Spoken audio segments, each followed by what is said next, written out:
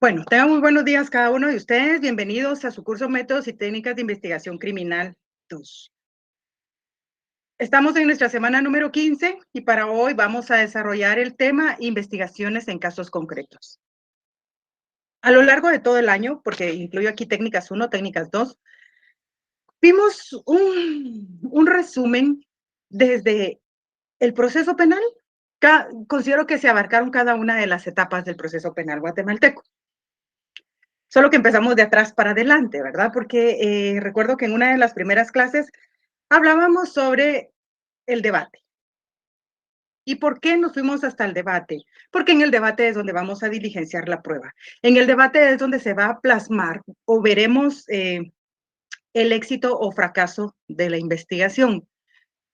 Una investigación que realiza por mandato constitucional el Ministerio Público. Nadie más tiene esa calidad jurídica como para poder venir y decir, bueno, yo voy a investigar con el Ministerio Público, pues se tarda mucho, ahorita están en otra reestructuración, pues lo voy a hacer yo. En todo caso, si lo hace, pues puede hacerlo, pero no tiene ninguna validez, ninguna seguridad ni ninguna certeza jurídica. Por eso yo siempre dije, es importante, es relevante e indispensable el trabajo que se realiza en la escena del crimen. No importa si lo hacemos nosotros como fiscales o si lo hacemos nosotros o ya entramos a batear nosotros, por decirlo así coloquialmente hablando, como defensores. Tenemos que conocer de una manera muy concreta, muy específica del trabajo que conlleva un proceso penal. Semana 15, ha pasado demasiado el tiempo, ha pasado un año. Ya está por finalizar su año estudiantil. Y no solo su año estudiantil, están por concluir una etapa tan importante en la vida de cada uno de ustedes. Ayer precisamente estaba viendo de que un compañero, pues ahora ya es colega, que le dimos clases, uno de los primeros grupos que dimos en el Plan Domingo, cuando nosotros pues con mi esposo fuimos a dar clases en una sede el día domingo, y vimos que esta persona pues es muy tenazudo, porque pues yo no sé si la página de la U lo publicó. Es una persona que utiliza silla de ruedas. Y ayer fue su acto de graduación, no solo de licenciado, se graduó de licenciado en Ciencias Jurídicas y Sociales, abogado y notario. Y así como él, detrás de esos pasos vienen ustedes. Tienen un propósito, tienen un proyecto y ya les falta muy poco. Ya muchos de ustedes tal vez hasta tendrán sus temas ya pensados, otros ya aprobados en cuanto a la tesis, y les tocará prepararse para sus fases, cada una de sus fases. Cuando yo era muy joven, en la Universidad de San Carlos, porque estoy egresada de esa casa de estudios en la licenciatura, en el pregrado, pues yo estaba con el séptimo, octavo semestre estaba tal vez, y oímos que afuera había o sea, estaban quemando cohetes, juegos pirotécnicos, habían mariachis, y yo dije, hay fiesta, van a cerrar otra vez el edificio. Y dijo mi catedrático en esa oportunidad, dijo, ya terminaron los del 10º semestre. Al menos allá era tradición que cada vez que se cerraba, cada grupo que cerraba su 10º semestre era una fiesta, pero era una fiesta, una alegría inmensa. Y no entendí yo cuando mi catedrático dijo, ellos creen que terminaron de estudiar. No, dijo, ahora viene la etapa en la que realmente van a tener que estudiar. Ninguno de nosotros preguntó por qué. Y solo pues escuchábamos la fiesta, el jolgorio que había afuera. 10º semestre había cerrado su pensum. Hoy por hoy, le doy la razón tanto a los estudiantes como al catedrático. ¿Por qué? Porque no siempre se cierra un pensum en una carrera, y menos de derecho. No cualquiera cierra pensum. ¿Cuántos de ustedes empezaron y por una u otra circunstancia ya no lograron culminar este proyecto? Económico, de vida, se fueron a otro país, no sé, se quedaron sin trabajo, no sé cuántas cosas pudieron haber sucedido, o sencillamente se dieron cuenta de que esta no era su carrera, de que esta no era su chispa. Y pues ni modo, cambiaron rumbos. Por eso se llama carrera universitaria, porque aquí sí se trata de ver quién llega primero o quién llega. Tal vez no es tan importante quién llega primero, pero sí quién llega. pues le doy la razón a los compañeros porque ellos estaban celebrando que estaban cerrando su pensum. Ya si eran llamados a la presencia de un ser supremo, ya no mueren igual, ya no morían igual, porque ya uno se va diciendo, bueno, ya cerré pensum, estudié, sé que es una carrera universitaria. Muchos no, porque no les gusta, porque no quieren, porque no pueden. Pero bueno. Y por el otro lado, le daba la razón al docente, a mi catedrático, que estaba, no recuerdo ni quién era, porque de verdad, para las fases pública y privada, es cuando de verdad se estudia. Ahí sí no hay vueltas de hoja, ahí es donde aprendemos lo que no aprendimos en toda la carrera. Pero en cada uno de los cursos que he impartido, he tratado de que sea lo más concreto, lo más puntual y lo más real que hay dentro del campo jurídico. Así que a usted, ¿por qué no? ¿Por qué no festejarlo a su manera? Siempre respetando aquí el entorno suyo, con agradecimiento a nuestro creador, según su creencia, si es que la tiene. Y si no, pues bueno, felices porque están cerrando un proyecto más. No termina ahí, viene una parte muy compleja, pero es menos. Así que espero que lo que hayamos aprendido a lo largo de este año, métodos 1, métodos 2, sea de un fundamento para su estudio y para su vida profesional. Investigaciones en casos concretos. Cualquiera se podrá decir investigador, yo investigo, pero ¿qué calidad de investigación es la que vamos a presentar? ¿Cómo vamos a resolver un caso? No es fácil resolver los procesos, si no, pues no habría mora ni fiscal ni judicial. Pero no todos los casos se resuelven. Hoy por hoy hay casos que han tenido todo el apoyo fiscal, todo el apoyo económico, todo el apoyo de la sociedad y no se han podido resolver, no han sido resueltos. Eso significa que es un trabajo complejo. Y no se trata solo de que yo puedo investigar, yo puedo investigar. Ustedes, aun cuando sean elementos de Policía Nacional Civil, formen parte de ese cuerpo de seguridad del Estado, ustedes no se van a quedar siendo policías, ustedes no se van a quedar siendo investigadores, ustedes aspiran a un puesto más. Conozco muchos alumnos incluso, como que deja uno una huella bonita. A mí me encanta la docencia porque me permitió conocer muchas personas y me gusta emplear mi círculo. Admiro a esas personas, muchos elementos de policía que eran estudiantes y eran policías en aquel tiempo, hoy ya dejaron esas fuerzas de seguridad, entregaron la estafeta a nuevas generaciones y pasaron a formar parte de la nueva generación del Ministerio Público. Y otra vez me encontré un alumno, bueno, ya no es alumno porque ya se graduó, un colega, hoy ya es colega, me dijo licenciada, ¿y qué tal? Le voy a quedar haciendo por acá, es que fíjese, y me contó, ya no estoy en la policía, ahora estoy en el Ministerio Público, estoy en tal fiscalía y me gradué en tal fecha. Ay, dice, qué alegre, qué feliz. Feliz por usted, por su familia. Si me siento feliz, yo le decía, me alegro mucho por usted. Y van ustedes atrasito. ¿A qué voy con esto? Que si usted hoy es investigador, usted no siempre va a ser investigador, porque está graduando para poder mejorar. Y si no quiere dejar, sí, porque hay veces que uno se enamora de la institución o del lugar donde uno está. La verdad, y si usted no quiere dejar Policía Nacional Civil, pues entonces ya no va a seguir siendo el investigador, sino que va a buscar una jefatura. Va a buscar, que no, yo no sé si aquí estoy hablando con los futuros ministros, con los futuros, no sé, cónsules, embajadores, nuevos superintendentes de administración tributaria, no sé, los nuevos magistrados, no sé, la vida es incierta, pero tiene que saber cómo se hacen las cosas. Todo conlleva una investigación, si lo vemos así. Si usted va a presentar o va a plantear alguna demanda en el área civil, de una manera indirecta va a hacer su investigación, porque va a preguntar qué pasó, va a buscar, va a recopilar su documentación y la va a presentar en esa rama del derecho. Se habrá informado. Es una investigación. O sea, hay muchas investigaciones. Aquí nos hemos enfocado en la penal, porque es la principal, considero yo, porque de esa investigación depende la libertad, la vida, la tutela judicial efectiva de todos los sujetos procesales. Así que veremos algunos ejemplos. Me voy a atrever a hablar de algunas noticias que salieron en esta semana que para mí son muy importantes, muy relevantes, Tal vez algunos casos que los comenté con el grupo de ayer, pero no toqué del todo para que no sean lo mismo, ¿verdad? Porque alguna vez ustedes se van a juntar, ay, ella dice lo mismo. No, pues sí, tal vez son los mismos ejemplos, pero vistos desde una perspectiva distinta. Así que ya solo la otra semana tienen de clases y vendrán sus exámenes finales.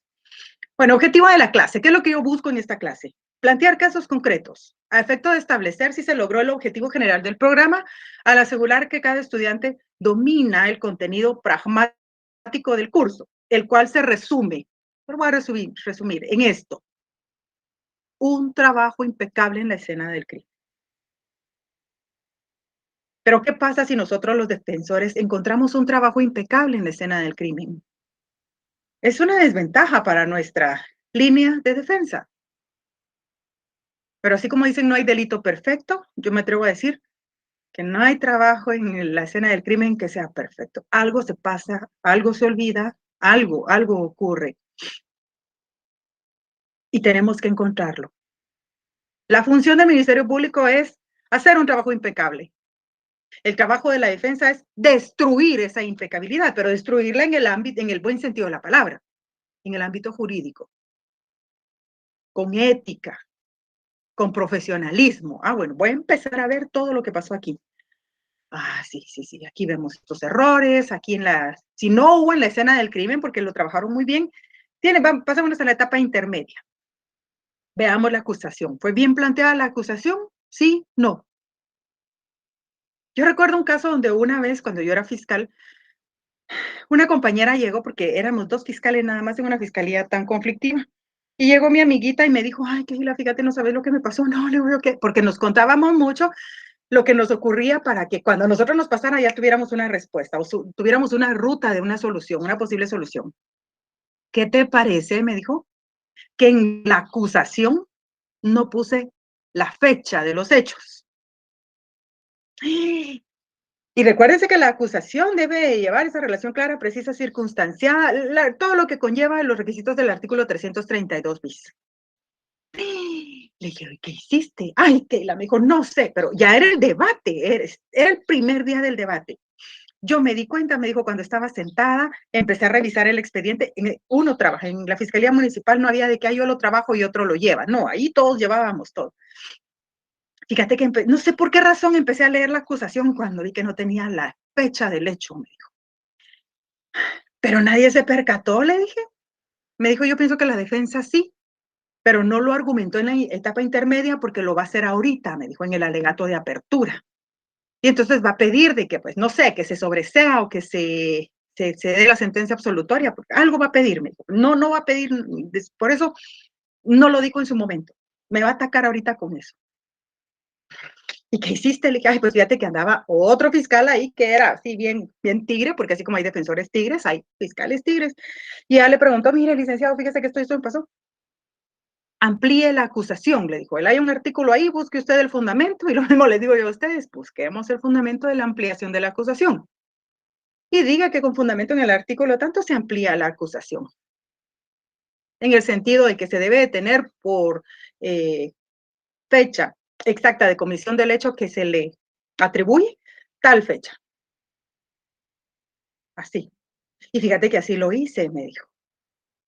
Y el defensor no se opuso, me dijo, porque pues yo amplié y luego le corrieron una audiencia a la defensa y la defensa pues dijo que no había objeción. Y yo, ¿de verdad no te objetó? No, me dijo. Bueno, qué suerte tuviste. Hoy por hoy, yo me pongo a pensar, si algún fiscal llega conmigo y estoy yo en la parte defensora y pretende hacer eso, pues sencillamente me opongo, porque la acusación es para ampliar hechos, no para corregir errores. Nuevos hechos,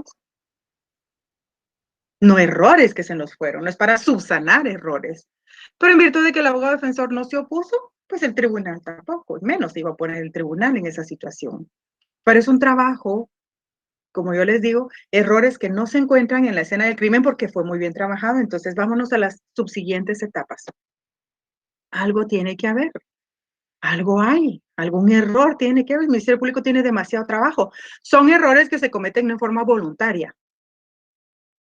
sino que se van. Es un error ahí sí que ya por la carga de trabajo. Pero tiene que resumirse todo lo que hemos aprendido en un trabajo impecable, y no solo en la escena del crimen, en lo que usted hace. Debemos lograr la excelencia, debemos buscar, dejar a que, ay, no, ahí que se vaya. No, tenemos, yo siempre lo decía cuando era fiscal, por eso casi a nadie le gustaba trabajar conmigo. Bueno, después me agarraban el modo y ya les gustaba. Yo le decía, rápido y bien hecho, rápido y bien hecho, rápido, rápido, rápido, bien hecho, bien hecho, bien hecho. Y aplican todo, todo. Bueno, así que empecemos a desarrollar nuestra clase. ¿Dónde se va a ver plasmada esta investigación que nosotros hemos realizado o que ha realizado el grupo de trabajo, pues, designado para el efecto? Se va a ver reflejado en las acciones típicas antijurídicas culpables y punibles que se encuentran plasmadas aquí en el Código Penal, pero no solo en el Código Penal, desde la parte especial de nuestro Código Penal, en las otras leyes también, en las otras leyes específicas, lavado de dinero, armas y municiones, contra el femicidio. Tantas, tantas, tenemos muchas leyes, son las que se me ocurren ahorita.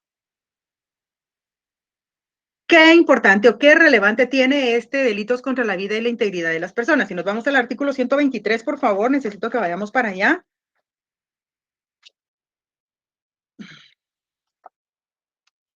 Vemos que quedó atrás la parte general y empieza el título de la siguiente manera, el epígrafe. Libro segundo, parte especial. Título 1, de los delitos contra la vida y la integridad de la persona. Capítulo 1, del homicidio simple. ¿Por qué comenzaron los legisladores tutelando, protegiendo la vida y la integridad de las personas? ¿Por qué no fue primero la estafa de los delitos contra el patrimonio, de los delitos contra la libertad y culto religioso, o de los delitos contra la libertad de indemnidad sexual? ¿Por qué no empezaron por así? Así como cuando nosotros empezamos a estudiar este curso, que comenzamos a estudiar el proceso penal de atrás para adelante.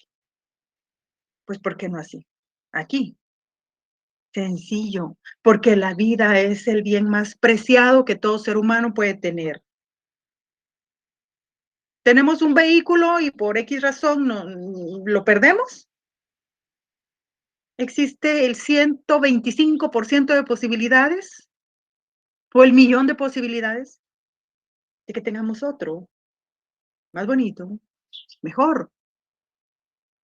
Perdemos dinero, pues yo siempre he dicho, el dinero va y viene, va y viene. Ya lo perdí, bueno, pues en algún momento va a venir otra vez de regreso y si no viene, pues ya lo tuve. Y así con todo, menos con la vida. La vida se va y ya no regresa. La vida se nos apaga ese aliento y ya nada, nada puede hacer de que regrese a nosotros. Yo ya no supe qué desenlace tuvo aquel caso, no sé si con ustedes lo comenté, de que había un joven que había viajado a Estados Unidos y que perdió la vida. Y que aquí tenían el cuerpo tan preparado y tan conservado porque tenían la idea de que el joven iba a resucitar a los no sé cuántos días. O sea, fue muy, muy viral la noticia. Ya no supe qué pasó con él. Realmente no sé qué pasó ni siquiera con la familia, como hubo tantos hechos nuevos que empezaron a robar la atención, ¿verdad? Entonces ya no supe qué pasó. Pero este grupo de personas, esta familia estaba tan esperanzada, o sea, ¿y quién no tiene esperanzas? Todos tenemos esperanzas. Si no tenemos esperanzas, no sé qué fuera de esta vida. No sé, tal vez no podríamos sobrellevarla. Pero esa familia tenía la esperanza de que el joven resucitara, que él reviviera. Y yo dije, si ya prepararon el cuerpo para que no entre en un estado de descomposición, pues menos que regrese, ¿verdad? No sé si ustedes saben cómo preparan el cuerpo. En la morgue es, así digo yo, así 100% seguro que si yo no estaba fallecida al 100%, en la morgue ahí sí ya. ¿Por qué? Pues porque pues hacen una necropsia, sacan todo un análisis de cada uno de los órganos y luego todo va para adentro, ya nada queda como antes. Pero cuando las personas fallecen por causas naturales, las funerarias tienen un proceso para la conservación del cuerpo, para que soporte el tiempo de la velación. A veces no son 24 horas. A veces la familia dice, bueno, inmediatamente procedemos al entierro, a darle la sepultura. Hay otros que dicen, tenemos que venir, que esperar a que venga familia del extranjero, entonces lo vamos a velar 2 días. Bueno, pues el cuerpo debe de llevar un proceso de conservación. Pero en este caso, decía yo, ¿cómo? No, no se va a poder, pero bueno, nadie les podía decir lo contrario a la familia porque era su convicción, era su esperanza y estoy segura que eso jamás sucedió. Así quisiéramos nosotros despojarnos de todos los bienes que tenemos para poder dar una otra vida a ese ser que tenemos, no se puede. Y es por eso que se le da, aún las leyes en la actualidad, le dan ese privilegio a la vida. Se sanciona de una manera muy drástica, muy severa, a aquel sujeto que de forma ya intencionada venga y arrebate la vida de otra persona, sin importar quién sea, sin importar las causas que le motivaron a tal acción. Delitos contra la vida y la integridad de la persona. El artículo 123, Código Penal, nos refiere el homicidio. Comete homicidio quien diere muerte a alguna persona. Al homicida se le impondrá prisión de 15 a 40 años. Aquí el verbo rector es matar, dar muerte. Quien da muerte. Sinónimo de dar muerte, matar. No es lo mismo que matar a morir, o sea, hay que ver el contexto. ¿Por qué? Porque pues morimos, algunos morimos por causas naturales, o vamos a morir por causas naturales, por causas accidentales, por causas violentas, no se sabe. A ver, en algún momento tenemos, caduca ese ciclo de vida. Pero aquí el tipo penal es específico. Quien da muerte a alguna persona. Y de una vez le dice al homicida, se le impone la prisión de 15 a 40 años. Seguido tenemos otros tipos de homicidio. Pero ya no son tan severos, las penas ya no son tan duras. ¿Por qué? Porque viene un homicidio cometido en estado de emoción violenta. Basta con que yo diga, ay, es que estaba tan molesta y por eso lo hice. No, pues y si no, cualquiera utiliza esa, esa excusa, ese pretexto para poder darle muerte y cobrar venganza ante cualquier situación. Un estado emotivo violento se debe demostrar, se debe probar, debe haber una historia que venga en relación lógica con el desenlace. Vemos esa relación causa-efecto. ¿Qué causó que en una persona hubiera una emoción violenta o una furia, una ira desenfrenada? ¿Qué es una emoción violenta? ¿Cómo define nuestro diccionario de ciencias jurídicas la emoción violenta? Bueno, pues definámosla. Fácil, ahí está. Ahora lo más complejo, demostremos. En materia penal, todo se demuestra, menos la inocencia, porque esa se presume que ya la tenemos. Entonces, ¿cómo vamos a demostrar un estado emotivo violento? Porque es algo de la psiquis del actor. Tenemos que ingresar a esa mente, a esa cabeza, a ese cerebro, ese mundo de turbulencias que había en ese momento y que le llevaron a cometer esa acción. Recordemos la relación de causalidad. La teoría causalista, la teoría finalista. ¿Qué causó esto? ¿Y por qué terminó de esta forma? No veamos solo el final, la teoría finalista que igual no aplica en nuestro proceso penal. El fin es que lo mató, no, pues que sea como sea, lo mató, sí, pero veamos realmente qué causó esto, qué llevó a la persona a cometer un homicidio en estado de emoción violenta. ¿Supo usted en las noticias que hubo una mujer que fue consignada por Policía Nacional Civil, puesta a disposición de juez competente? ¿Por qué? Porque mató a su esposo, le realizó varias puñaladas. Para usted, así a priori, solo con la información que yo le estoy dando, ¿qué delito le va a atribuir a la persona? ¿Por qué? Porque usted va a encontrar en el lugar de los hechos a la actora. O sea, se quedó ahí, ella entró en shock, ella no supo qué hacer, ella llamó, ella misma pidió auxilio, por favor ayúdenme. Se quedó ahí, y cuando llegaron los bomberos, ella todavía tenía un cuchillo en la mano. O sea, eso es algo hipotético que yo le estoy agregando al proceso, no sé si así pasó. Ahí estaba ella. Ahí estaba el hombre también en un charco de sangre con varias puñaladas. Y ella da su versión, es que fíjese que yo estaba defendiendo a mi hijo porque yo estaba cansada. Él quería nuevamente pegarle a mi bebé. Y mi bebé está recuperándose porque días antes él le echó atol caliente en el cuerpo y mi hijo estuvo en el hospital muchos días. Entonces yo no quería que le hiciera algo más a mi hijo, agarré el cuchillo y lo apuñalé.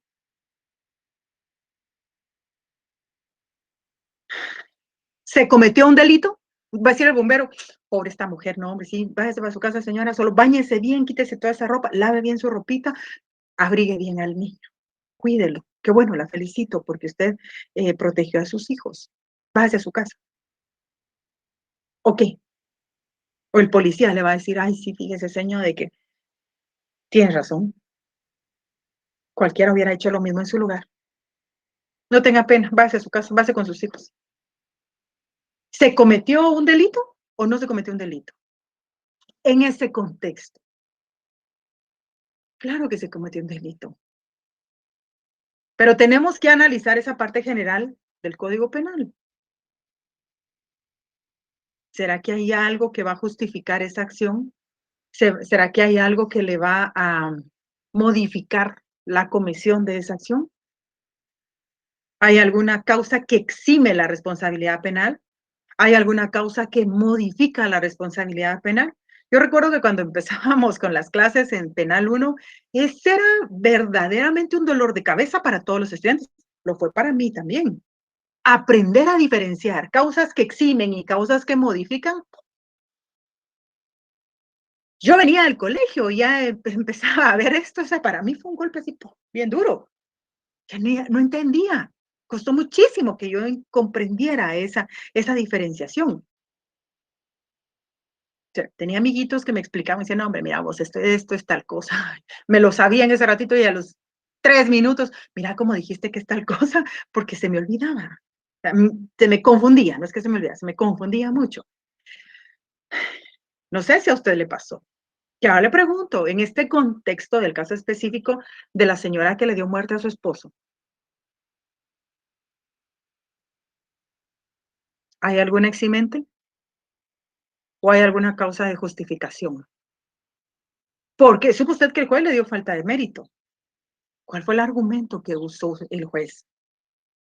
Recordemos que la sana crítica razonada, ¿cuáles son los elementos, los componentes de la sana crítica razonada? La psicología, la experiencia y el sentido común.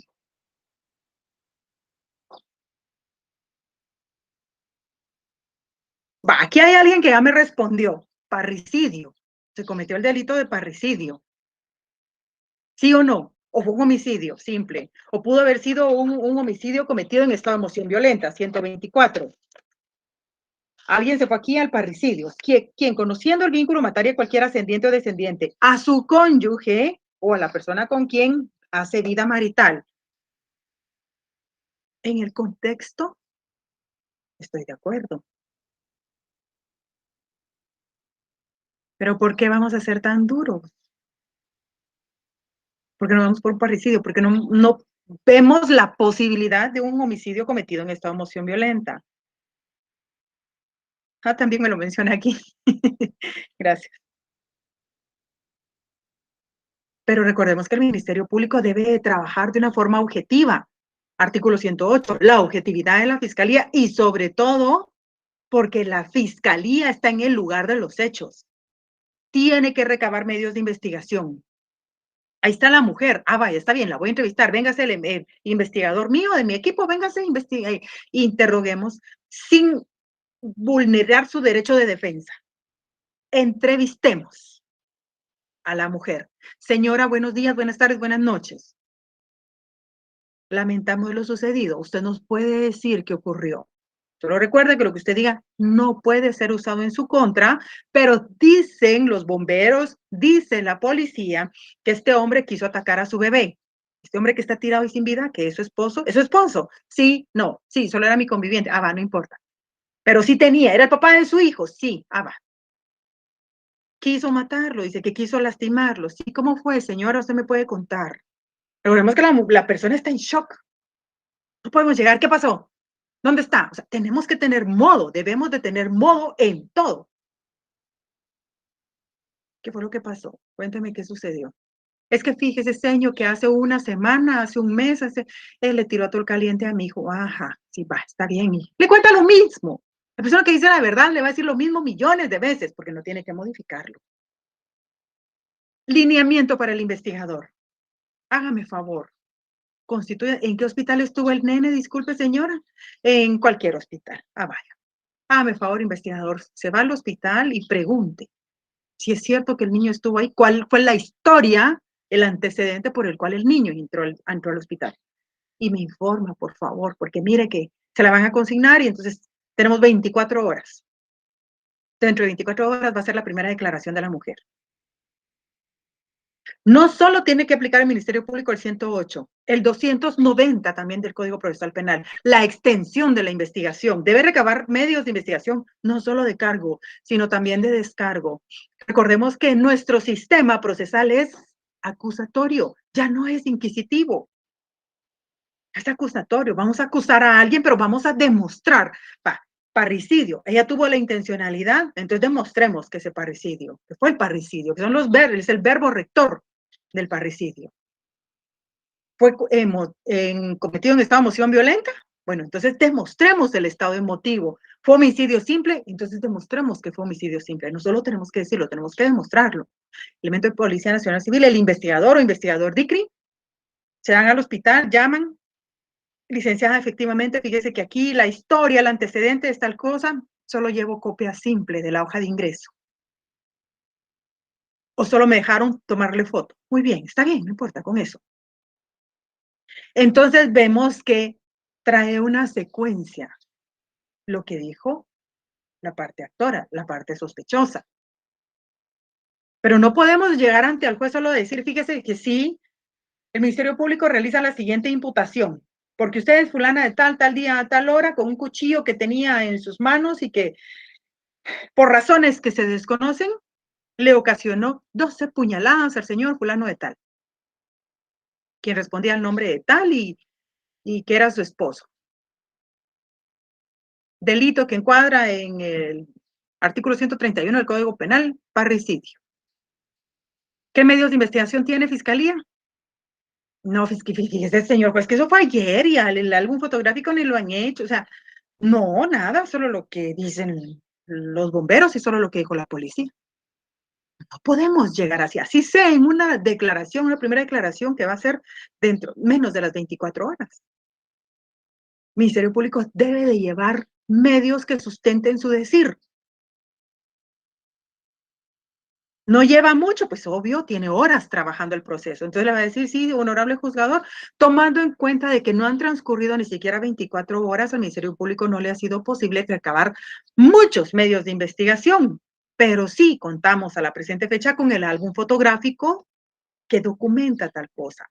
La evidencia material, que es el cuchillo, el informe preliminar del investigador fulano de tal, quien se constituyó ayer u hoy mismo a tal hora aproximadamente al hospital en donde se pudo establecer de que el bebé fulano de tal sí ingresó a ese hospital. Partida de nacimiento. Hoy el RENAP está en línea.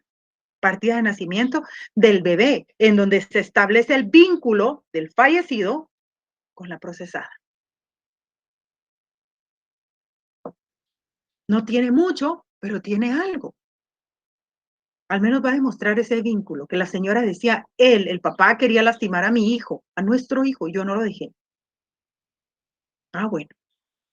Entonces, por eso, pues el Ministerio Público solicita se le vincule por parricidio o por homicidio cometido en esta moción violenta. Va. Función del Ministerio Público. ¿Qué viene a decir la defensa? Honorable juzgador, Ministerio Público le ha presentado a usted el informe de investigación y con fundamento en el principio de comunidad de la prueba, ruego a usted que por favor otorgue la inmediata libertad, ordenando la falta de mérito, como consecuencia se dicte la falta de mérito a favor de mi defendida. ¿Por qué?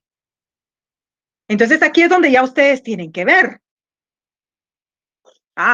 Por ejemplo, José. Ya, por esa línea iba. Vean, Nelson. Nelson me pone aquí que, bueno, me agarraron la línea ustedes, pero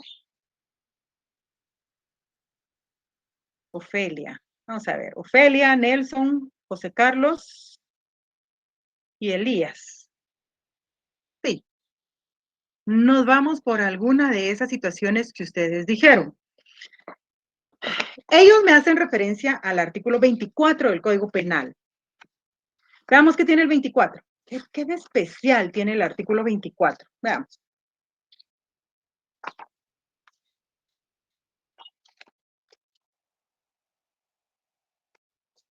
Causas de justificación. Pero yo les hice una pregunta antes. ¿Es un eximente? ¿O solo es así? Causas de justificación. Hagamos un repasito, o sea, un mini repaso. Las causas que eximen la responsabilidad penal son 3. La inimputabilidad, las causas de justificación y las causas de inculpabilidad. Son 3 causas las que me van a justificar y cada causa tiene su subcausa. Entonces, si yo les pregunto a ustedes, hábleme de las causas que justifican o que eximen la responsabilidad penal, que eximen, que me dejan fuera, que cometí el delito pero me dejan fuera de la responsabilidad penal. Claro, licenciada. ¿Cuáles son? Pues son 3. Tenemos las causas de inimputabilidad, las causas de justificación y las causas de inculpabilidad. Muy bien, entonces hablemos de las causas de inimputabilidad. ¿Cuáles son las causas de inimputabilidad? O sea, las que eximen de responsabilidad penal son 3. Y de esas 3 salen otras. Las de inimputabilidad. Bueno, el menor de edad y aquel que sufre trastornos mentales. Las causas de justificación. Tenemos la legítima defensa, el estado de necesidad y el legítimo ejercicio de un derecho. Muy bien. ¿Y las causas de inculpabilidad? Miedo invencible, fuerza exterior, error, obediencia debida, omisión justificada. Muy bien. Entonces, sí habremos sabido que estos 3 temas, inimputabilidad, justificación e inculpabilidad, se agrupan en las causas que eximen de responsabilidad penal. Y cada uno de ellos tiene sus puntos específicos. Bueno, usted me está hablando de las causas de inimputabilidad. Hablemos de las causas de inimputabilidad. No sé si me capta ya en sí este tema. Igual que las circunstancias que modifican la responsabilidad penal. Son 2, agravantes y atenuantes, y cada una, las agravantes tiene su listado, las atenuantes tiene su listado. Pero estas 2 son circunstancias que modifican la responsabilidad penal. Entonces, tiene usted que diferenciar bien. Está muy bien la respuesta que ustedes me dieron. Las personas que mencioné antes, el artículo 24. Pero del 24 hubo alguien que me habló del estado de necesidad. También es válido. La verdad que es válido, aunque la defensa se fue por la legítima defensa. Quien obra en defensa de su persona, bienes o derechos, o en defensa de la persona, bienes, derechos de otra, siempre que concurran las circunstancias siguientes. Agresión ilegítima, necesidad racional del medio empleado para impedirla o repelerla. Aquí yo siempre he estado un poco en desacuerdo porque los jueces ven mucho eso, que haya la racionalidad del medio empleado. Queda en desventaja el hombre, si lo vemos desde esta perspectiva, ante la mujer, porque la mujer tenía un cuchillo, él no tenía nada. Entonces, si lo vemos desde una perspectiva un poco más fría, ¿era necesario tantas puñaladas? Solo para decirle a mi hijo no lo toca. No recuerdo cuántos, no sé si fueron 12 o 15. No sé si estoy mal. No recuerdo ahorita eso. Pero ¿eran necesarias tantas puñaladas? O sea, cualquiera puede decir, sí se ensañó con él. O podríamos decir, sí, se cansó y perdió los estribos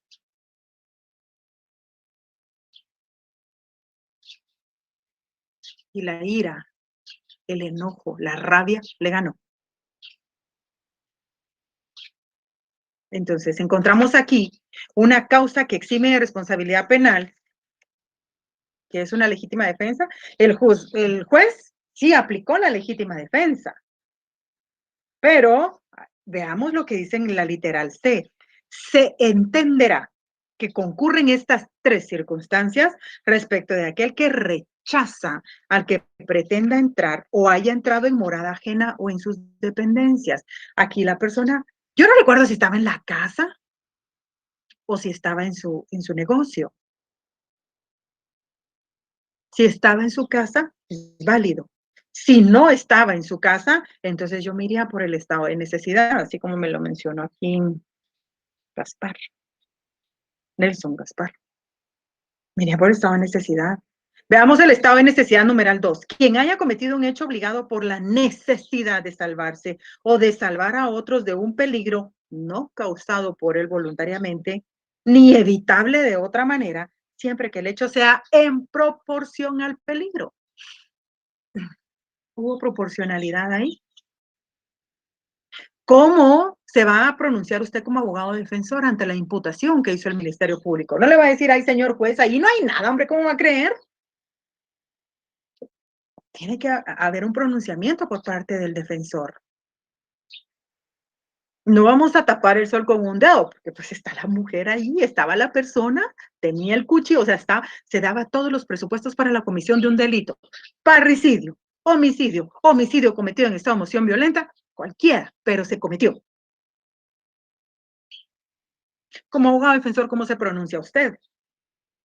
Ya tiene toda una investigación, pues tal vez escasa, y es de comprender porque el Ministerio Público tiene menos de 24 horas de estar trabajando el proceso. Hasta mucho hizo conllevar lo poco que tiene, ¿verdad? Pero ¿cómo se pronuncia usted como abogado defensor? ¿Se le confiere la palabra al abogado defensor o la abogada de la defensa para que se pronuncie con respecto al Ministerio Público? El juez ahí no le va a decir, ay, Ministerio Público, usted de una vez, ¿por qué se fue tan alto con ese delito? Defensa, pilas, pues, pilas. No puede, el juez es un árbitro que es el que toma la decisión.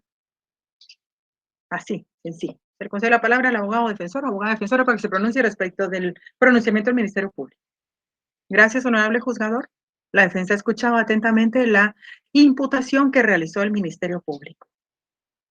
Y no nos queda la menor duda que efectivamente la señora fulana de tal, el día tal, como la fiscalía lo menciona, cometió tan lamentable hecho, donde perdió, que trajo como consecuencia la pérdida de la vida del señor fulano de tal. Usted no está diciendo, no, ya no lo hizo. Si ella misma dijo que sí. Ya no lo niega. Puro aquel video del juicio, aquel que tanto hablo. ¿Qué le dice la defensa? Tiene que decir que es como yo le digo, o se va usted al tambo, le dice, o al pico, algo así. ¿Quién va a saber más? Le dice el personaje. ¿Usted o yo que me lo eché al pico? No podemos cambiar una versión, no podemos cambiar los hechos, pero sí darles un sentido distinto. Pues, efectivamente, donde perdió la vida el señor fulano de tal.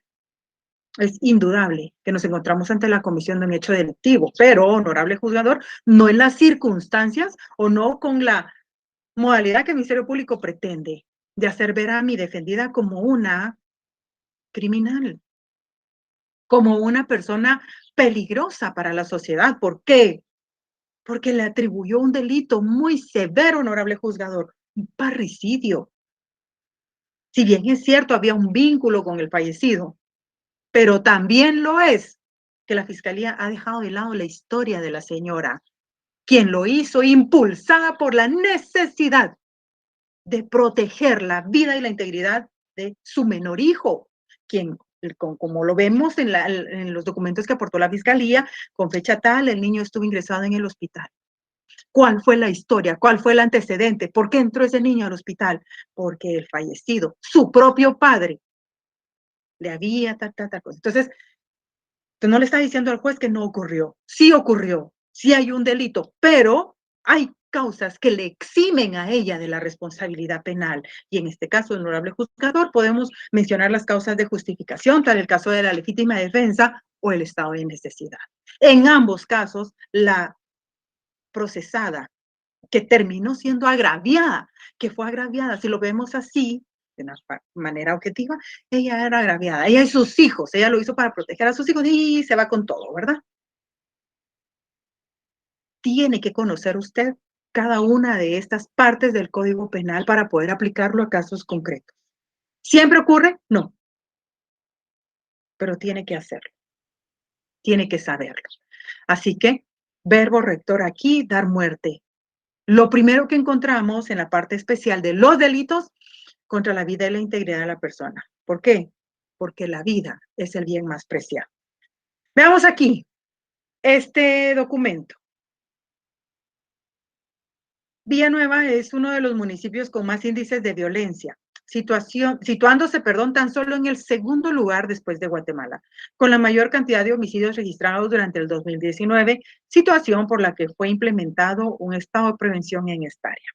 Allá en el 2019, o sea, no sé cómo estará ahorita, pero no creo que haya bajado mucho, no creo que sea mucha la diferencia. Allá por el 2019 se implementó un estado de prevención en Villanueva. ¿Por qué? Porque ya la violencia era demasiada. Se había salido de control. ¿Había policía presente? Sí. ¿Hacían recorridos de rutina? Sí, pero no se daban abasto. Entonces hay que implementar. Hubo necesidad de implementar el estado de prevención. Va, súper. ¿Se logró controlar? Pues, tal vez un poco. Delincuencia. El estado de prevención buscaba prevenir, su propia palabra lo establece, una política criminal que se implementó para prevenir más delincuencia, para prevenir más muertes. ¿Recuerda usted su clase de política criminal? Bueno, los homicidios subieron un 18% en Guatemala en 7 meses de 2021, según una organización no gubernamental. Este contenido fue publicado el 10 de agosto del 2021. Ahí está todo el enlace para que ustedes puedan ver que existe, ¿verdad? Que sí existió la información, que es confiable. Los homicidios se incrementaron en 18% en los primeros 7 meses de 2021 en Guatemala en comparación con el mismo periodo del 2020.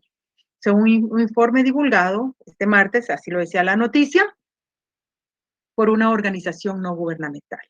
Aquí está todo el enlace por si ustedes quisieran entrar. A veces uno y después ya no encuentra los enlaces ustedes, pero bueno, espero que este sí se mantenga. Esta es una fuente del Ministerio Público.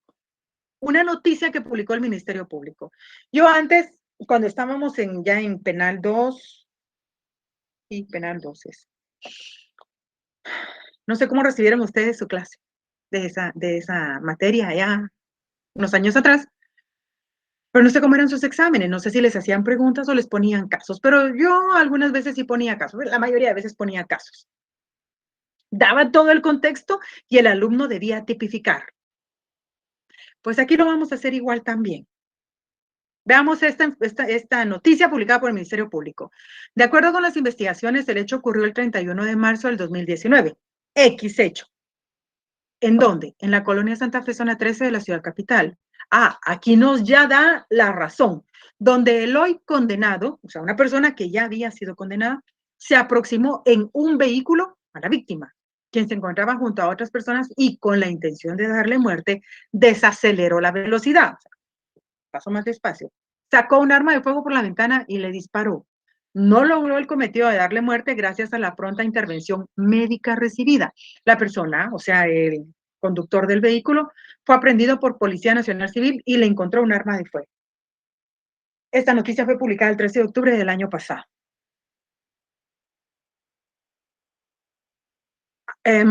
Analice bien este contexto. Y aquí le estoy diciendo, o la propia noticia nos dice, ¿cuándo ocurrió el hecho? Fecha, lugar. ¿Quién? Porque hay nombre del condenado. ¿A quién? La víctima. ¿Qué hizo? ¿Con qué lo hizo? El por qué tal vez no lo sabemos. Pero veamos aquí la hipótesis criminal, aquel hecho ya pasado a nuestra hipótesis criminal.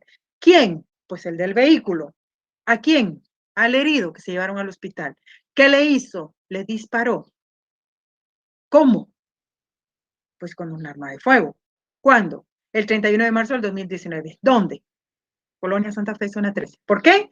Sobre averiguar. Sabemos. Entonces le vamos a decir al juez por razones desconocidas.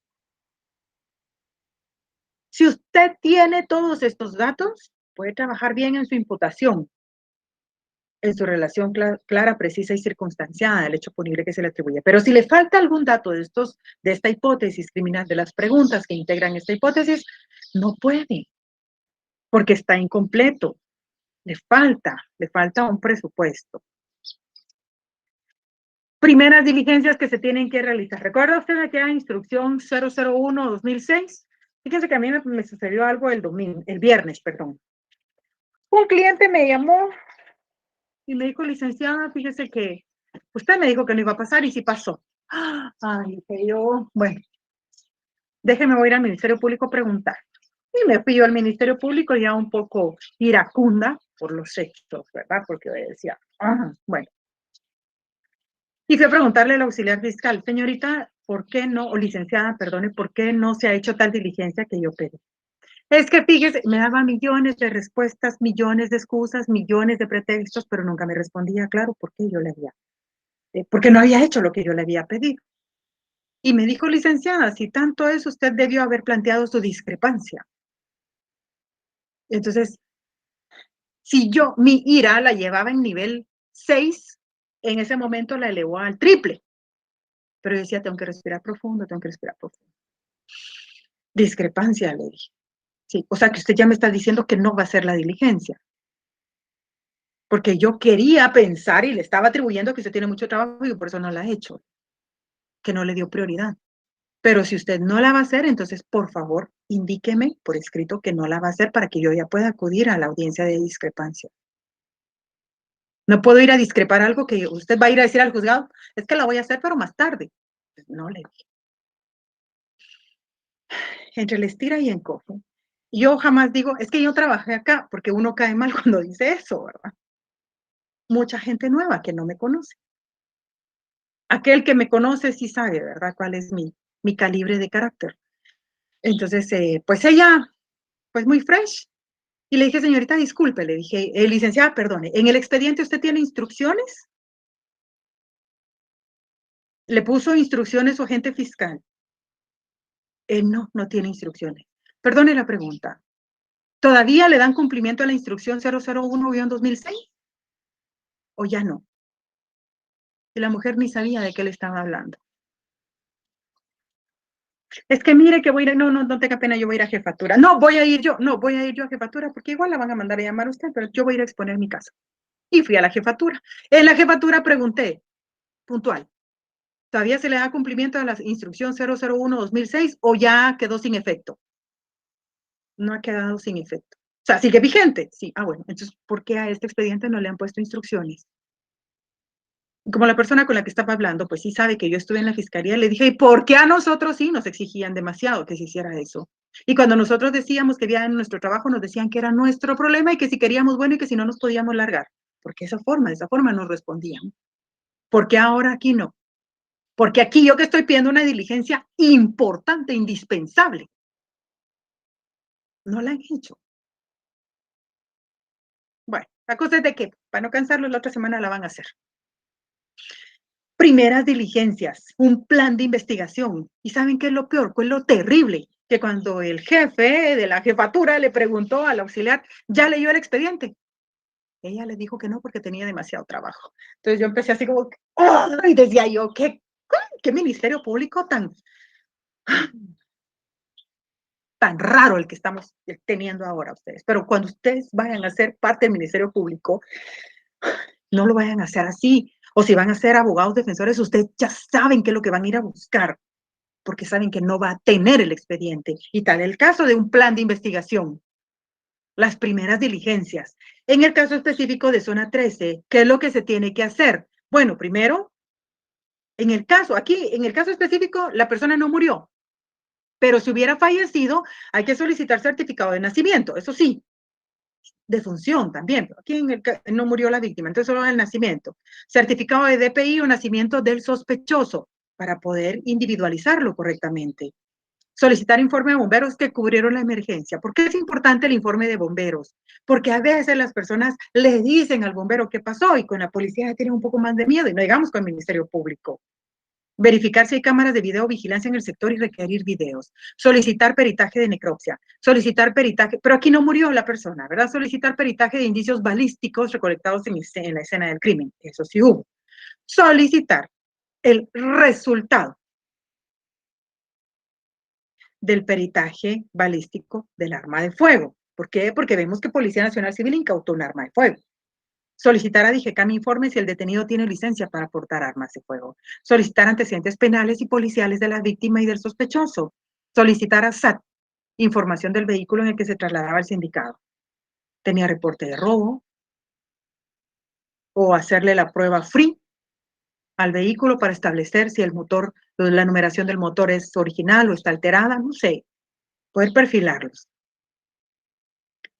Tomando en cuenta que ya se tiene dominio del Código Penal, cada estudiante, es decir, cada uno de ustedes debe tipificar el delito que se le puede atribuir al sindicado, en el entendido que es una calificación provisional, toda vez que se puede modificar por el juez contralor o bien por el tribunal de sentencia que conozca el caso.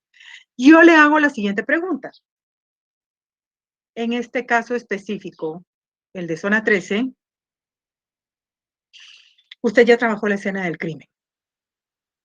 Ya recaudó todos embaló todos los indicios, su equipo trabajó bien, muy bien la escena, y le toca, pues, ir a hacer la imputación del sindicado. Artículo 81, artículo 82 del Código Procesal Penal. Vámonos, pues. 81. Las advertencias preliminares, pues las hace el juez. En el 82 ya entra a batear el fiscal. Usted es el fiscal, usted fue el que trabajó la escena del crimen, así que el juez ya le concede a usted la palabra para que intime los hechos al sindicado con todas las circunstancias de tiempo, modo, lugar y su calificación jurídica provisional. ¿Qué tipo penal le atribuye? ¿Qué calificación jurídica le da a esta persona? Porque va a pedir al señor juez que dicte auto de procesamiento. ¿Por qué delito? Vámonos a otro hecho. Según las investigaciones, el hecho ocurrió el 20 de septiembre del 2019 en la séptima calle y cuarta avenida, zona 1, donde la víctima se conducía a bordo de un vehículo tipo camionetía donde prestaba servicio como taxi. Ambos sentenciados, aquí sentenciaron a 2 personas, iban en una motocicleta. Le dieron alcance al conductor del taxi y le dispararon con un arma de fuego provocándole la muerte. Bueno, en zona 13 hirieron a la persona, mas no murió. Aquí hirieron a la persona y sí murió. ¿Por qué? Porque varios disparos impactaron en la humanidad de la víctima. Varios, no dice, pues yo digo que varios son 3, de 3 en adelante. Posteriormente se dieron a la fuga hacia un sector de la zona 3 donde dejaron abandonada la moto. Sin embargo, agentes policiales les dieron persecución y lograron aprehenderlos, incautándose el arma de fuego utilizada en el ataque. Esta es una noticia que fue publicada siempre en la página del Ministerio Público el 13 de octubre del año pasado. Al hacer un análisis del primer caso, del de zona 13, y de del actual, del taxista, se establece que existen algunas coincidencias. Veamos las coincidencias de ambos casos. Los sindicados portaban armas de fuego para lograr su objetivo. Llevaban una pistola. En ambos casos, se incautaron en total 2 pistolas, una por cada hecho. Los sindicados tenían la facilidad de algún vehículo, es decir, ellos estaban asegurando tenían un medio idóneo para asegurar su fuga. Nadie quiere ser detenido por la comisión de algún hecho delictivo. Toda la persona que va a quebrantar ese Estado de Derecho lo hace y no quiere ser descubierta. Entonces les pregunto yo a ustedes, ¿se les atribuye el mismo delito tomando en cuenta de que en ambos casos se dispararon, en ambos casos hubo pistola, en ambos casos hubo personas detenidas en forma flagrante o cuasi flagrante? ¿El mismo tipo penal? Si la respuesta es no, ¿qué delito le atribuye usted a cada uno de estos procesados? El cadáver de un hombre de origen colombiano. Ese es un tercer caso. Un extranjero fue encontrado en una habitación de un hotel en Villanueva. Vimos hace un momento que Villanueva, después de Guatemala, es el segundo municipio más violento del país, pero eran estadísticas de ella por 2019. En la actualidad no sé si está más, o está peor o está menos. Esto fue publicado el 15 de octubre del 2021. De acuerdo con la pesquisa del MP, el sudamericano habría llegado a ese hospedaje en horas de la tarde del jueves 14 de octubre, perdón, acompañado de otra persona. La noticia indica que no precisaron si llegó con él un hombre o una mujer. Fueron ubicados en una de las habitaciones. La fiscalía halló en el cuerpo del occiso varias heridas cortantes a la altura del cuello que posiblemente le provocaron la muerte. La fiscalía halló en el cuerpo del occiso varias heridas cortantes a la altura del cuello que posiblemente le provocaron la muerte. Quiere decir que el hombre murió, el extranjero murió de forma violenta. No le dio un infarto, no le dio, no sé, un derrame. No, fue violento. Anoche, seguía diciendo la noticia, la policía indagaba sobre el estado migratorio del extranjero, el motivo de su ingreso al país y contactar a posibles parientes en Guatemala. En tanto, el Ministerio Público buscó en varios sectores de la séptima avenida de la zona 1 de Villanueva, donde se ubica el hotel, cámaras de vigilancia que habrían captado al occiso por el sector. Bueno, veamos aquí.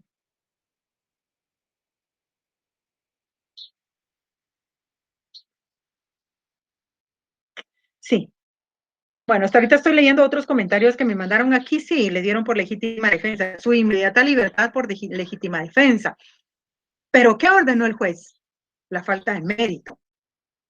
Falta de mérito toda vez de que existe una causa que exime de responsabilidad penal, específicamente la legítima defensa. Por lo tanto, se ordena su inmediata libertad toda vez de que se dicta la falta de mérito. ¿Cuál es el fundamento? Ah, Elías, sí, la señora sí había denunciado, sí tenía, e incluso tenía medidas de seguridad. El de zona 13 me están diciendo tentativa de asesinato.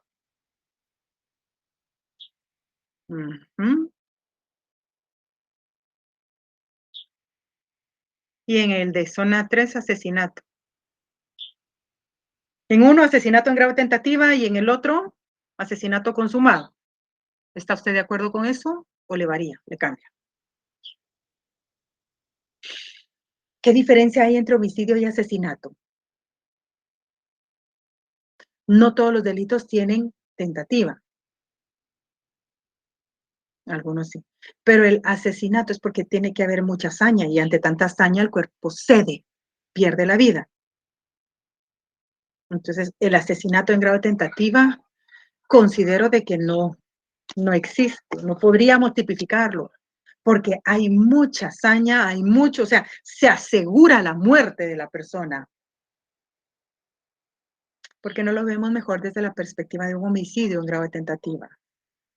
Si es que usted está de acuerdo. Si difiere de mi comentario, agradezco su postura en el correo electrónico.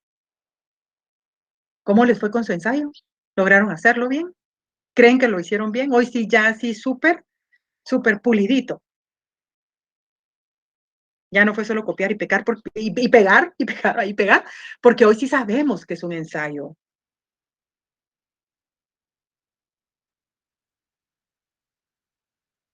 Alguien me pregunta aquí, mi interpretación del 113 del Código Penal, el autor y el cómplice no deben ser juzgados de igual forma.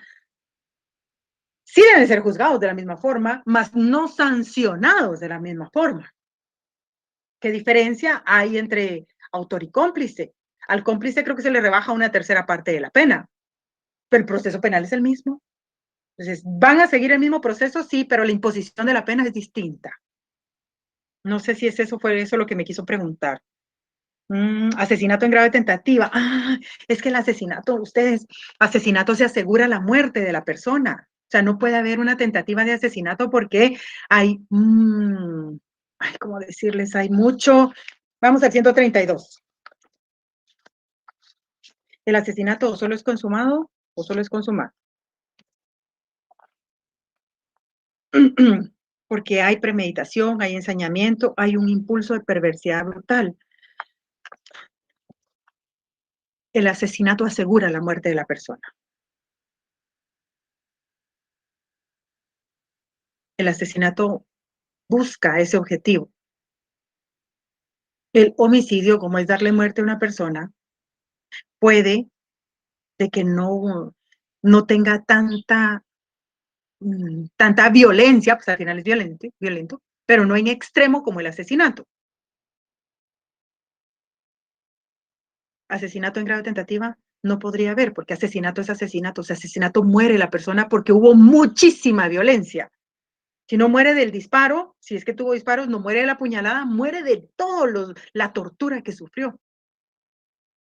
El ensañamiento, la perversidad brutal, ánimo de recompensa, la recompensa, pues yo lo quiero muerto y lo tengo que asegurar muerto. Difícil que alguien sobreviva a un asesinato en tentativa. O sea, no, el asesinato busca. Murió. Pero el homicidio no es tan ensañado, o sea, no es tan violento. Por eso aquí sí cabe la tentativa, en el homicidio. Entonces yo me iría más por un homicidio en grado de tentativa. Un asesinato en grado de tentativa no puede existir porque el asesinato busca la muerte, asegura la muerte. Murió. Ah, bueno, entonces o es asesinato o es homicidio. El asesinato va a asegurar la muerte. El homicidio no tanto. El homicidio por causas ajenas a la voluntad del actor no se consumó. Algo pasó. Entonces yo me iría más por el homicidio en grado de tentativa, no asesinato. Asesinato en grado de tentativa no hay. Hablemos de las diligencias de investigación en el caso del extranjero. Solicitar certificado de nacimiento y defunción de la víctima. Aquí en Guatemala no vamos a tener certificado de nacimiento. ¿Por qué? Porque es extranjero. Entonces ya se tienen que hacer las coordinaciones. Ya hablamos nosotros con el jefe. Mire, licenciado, licenciada, agente fiscal, es extranjero. Entonces no sé si usted me haría el favor, disculpe, de hablar, no sé, con Enlace Internacional del Ministerio Público para ver si ellos ya tienen su contacto con la Embajada de Colombia para poder obtener una partida de nacimiento, un certificado del DPI de la víctima. También del sospechoso. En este caso del suramericano, no teníamos un sospechoso todavía perfilado. Solicitar informe a bomberos que cubrieron la emergencia. Verificar si hay cámaras de videovigilancia en el sector y requerir videos para poder hacer fotogramas. Movimiento migratorio. Movimiento migratorio de la persona. ¿Cuántas veces ha viajado a Guatemala? ¿Qué venía a hacer? ¿Cuánto tiempo estaba aquí en Guatemala? Solicitar peritaje de necropsia. Definitivamente le tenían que hacer análisis toxicológicos para ver si había alguna sustancia en su cuerpo. Solicitar peritaje de indicios balísticos recolectados en la escena. En este caso no habían indicios, o hasta donde yo sé, no habían indicios balísticos, porque la víctima en apariencia presentaba heridas por arma blanca en el cuello. Solicitar, en el caso de que hubieran, resultado de peritaje balístico del arma de fuego. Solicitar a DIGECAM informe sobre si detenido tenía licencia para portar armas de fuego. Solicitar antecedentes penales y policiales de la víctima y sospechoso. Pero en este caso era solo la víctima, no teníamos un sospechoso.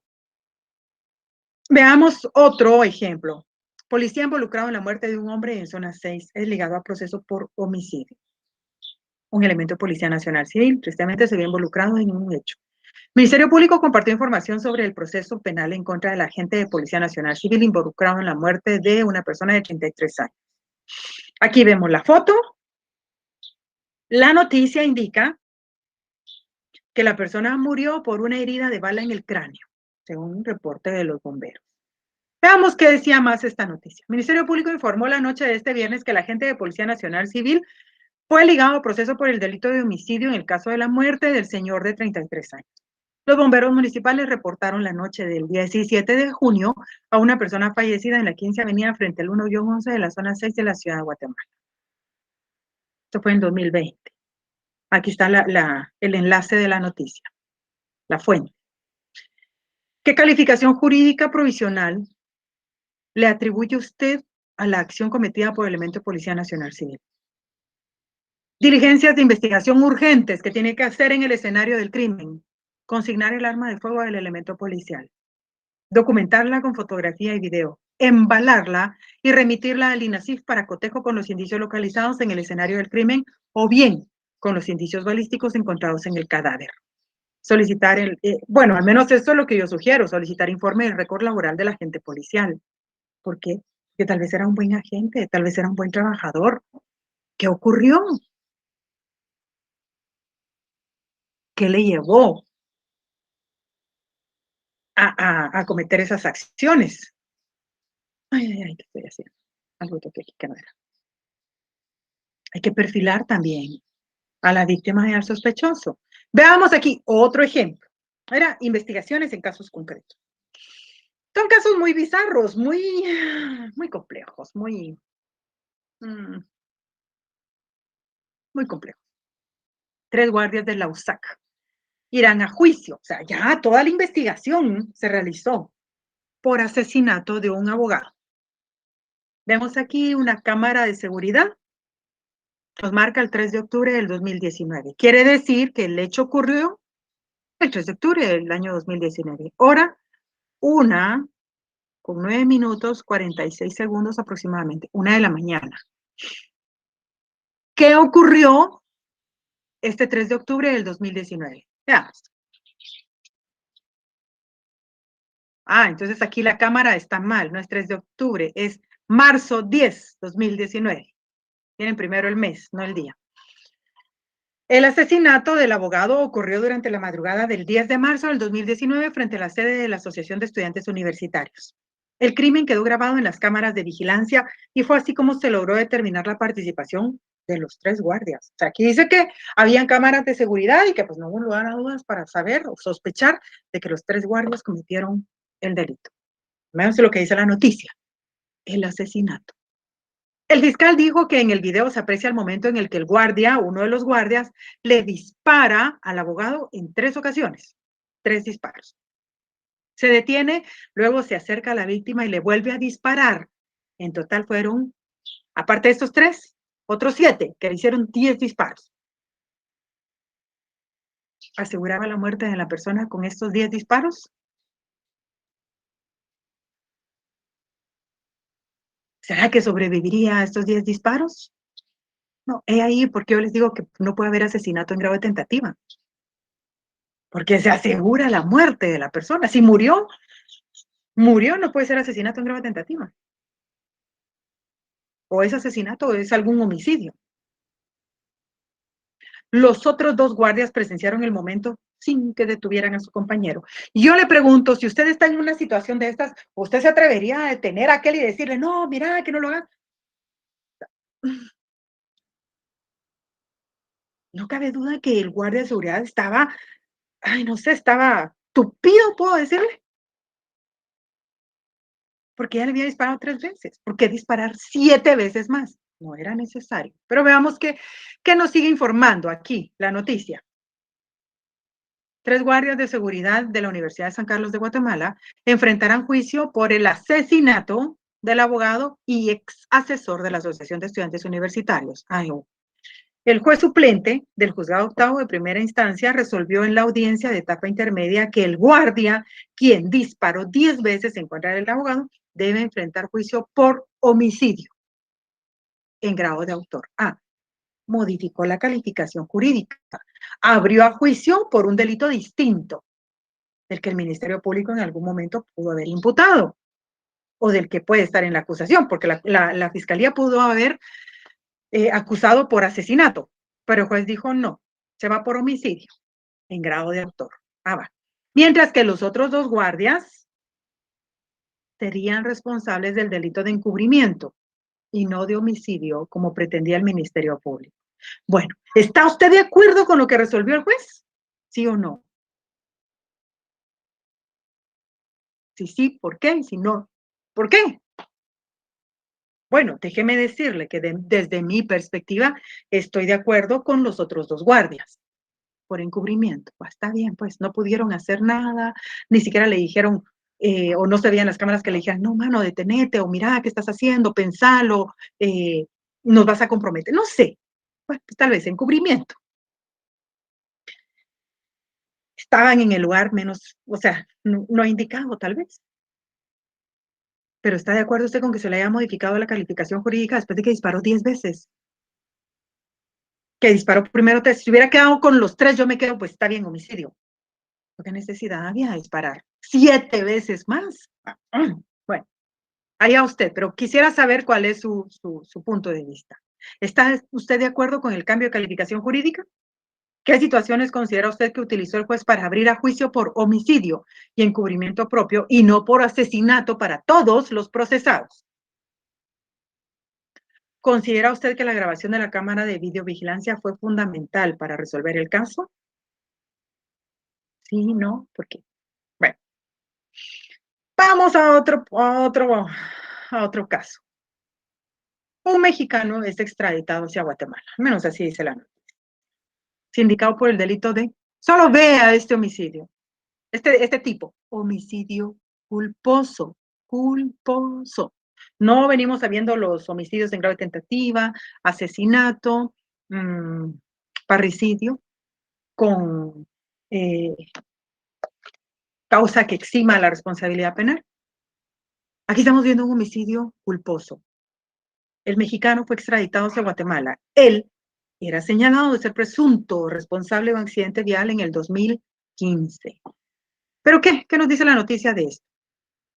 Al acusado se le acusa de la muerte de 4 personas, quienes fallecieron durante un hecho de tránsito que se presume provocó cuando conducía un autobús en la autopista Palín-Escuintla el 8 de marzo del 2015, hecho por el cual fue detenido y puesto en libertad bajo fianza. O sea, le dieron una caución económica. No obstante, huyó a México, por lo que se activó una alerta roja internacional en su contra.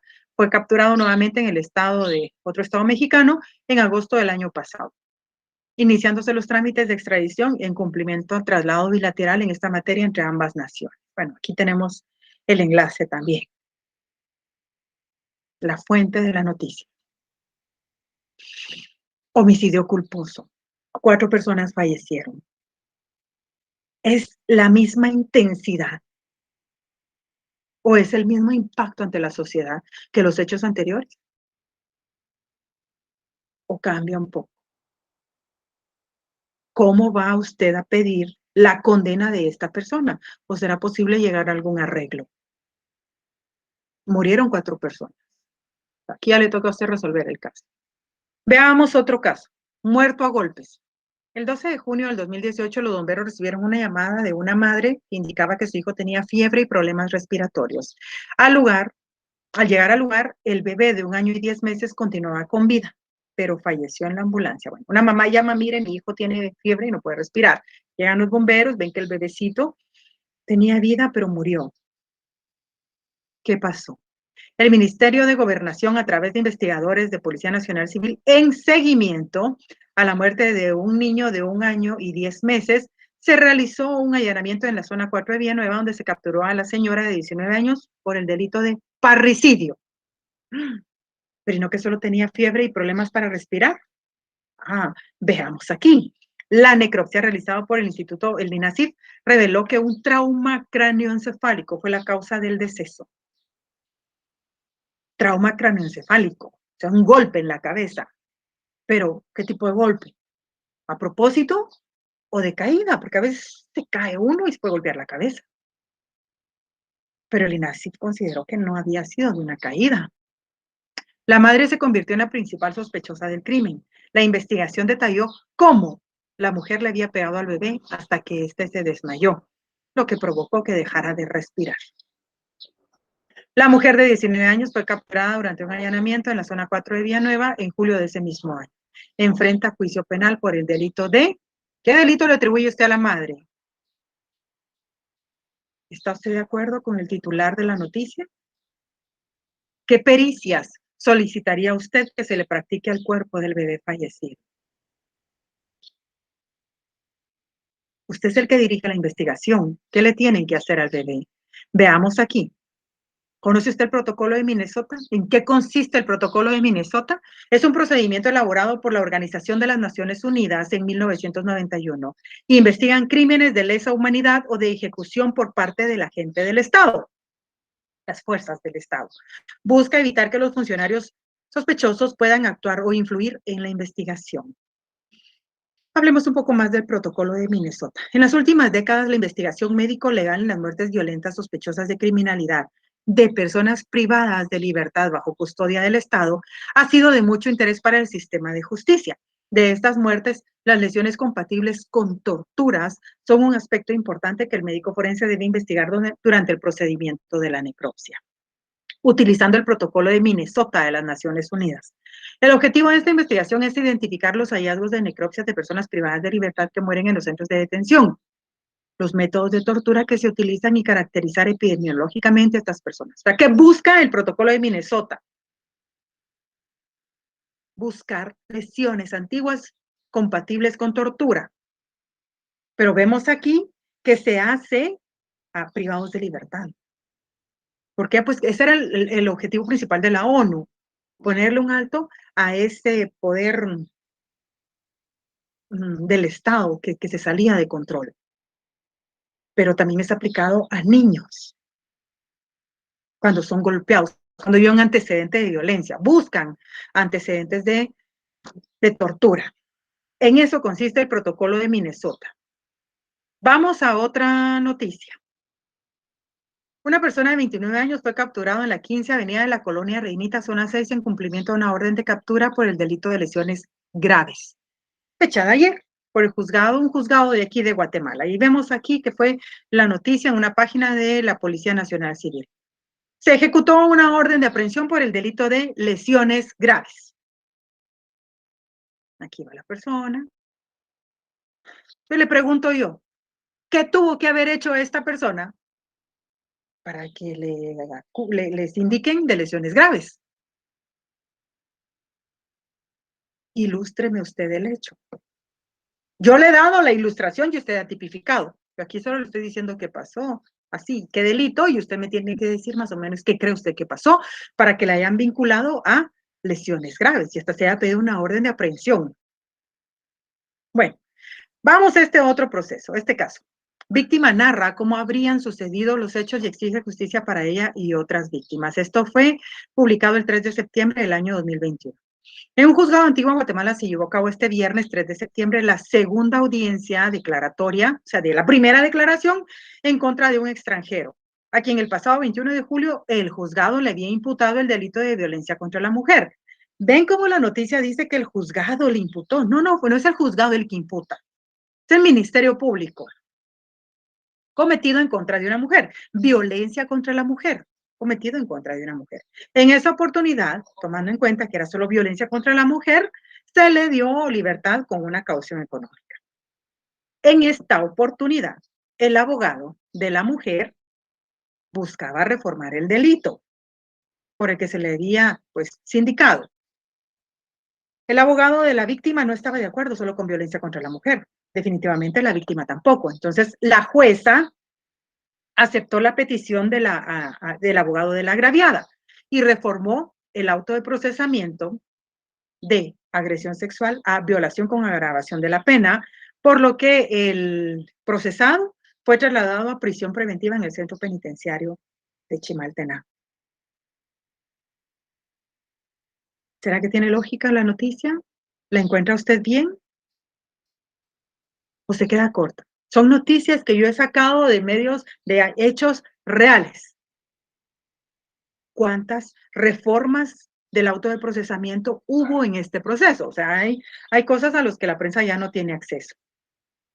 El Ministerio Público informó que la querellante adhesiva, como la Fiscalía de la Mujer, por medio de la Agencia Fiscal de la Mujer de Zacatepeques, solicitaron la reforma del auto de procesamiento en contra del extranjero por el delito de violación con agravación de la pena. O sea, primero había sido por violencia contra la mujer. Desconozco en qué modalidad o en qué ámbito, porque violencia contra la mujer hay física, psicológica, económica y sexual. Su ley contra el femicidio se las detalla y le dicen qué consiste cada una de ellas.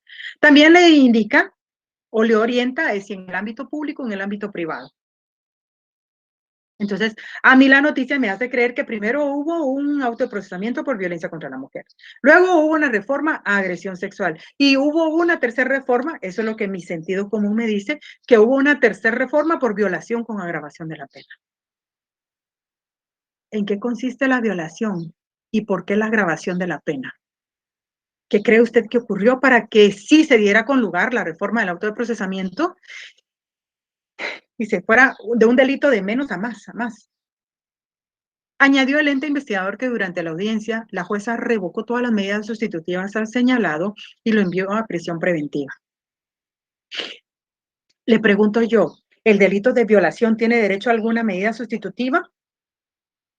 ¿O la jueza tuvo algunos otros presupuestos para poder negar la medida sustitutiva? Artículo 264 del Código Procesal Penal. ¿Puede o no puede tener medida sustitutiva una persona que esté vinculada por el delito de violación? O, por su calidad de extranjero, la jueza consideró de que no existía un suficiente arraigo o que podría existir obstaculización a la investigación que estaba realizando el Ministerio Público. ¿En dónde encontramos esos presupuestos? ¿Qué artículo nos establece esos presupuestos? Bueno, esta vez la clase fue un tanto distinta porque es usted quien tiene que buscar los artículos, al menos en los últimos casos. Los primeros yo le iba dando las pautas de dónde estaban. Aquí ya tiene usted que saber ubicarlos. Así que bueno, pues les agradezco su atención, algunos casos concretos, antiguos, y pues vimos algunos más actuales. Que hubiese querido que comentáramos más, que los analizáramos de otra manera, pero bueno, pues de una u otra forma es lo que son las herramientas que tenemos para desarrollar la clase y espero que les haya servido. Así que pues agradezco el tiempo que me prestaron y espero verlos la próxima semana si Dios lo permite. Buen día.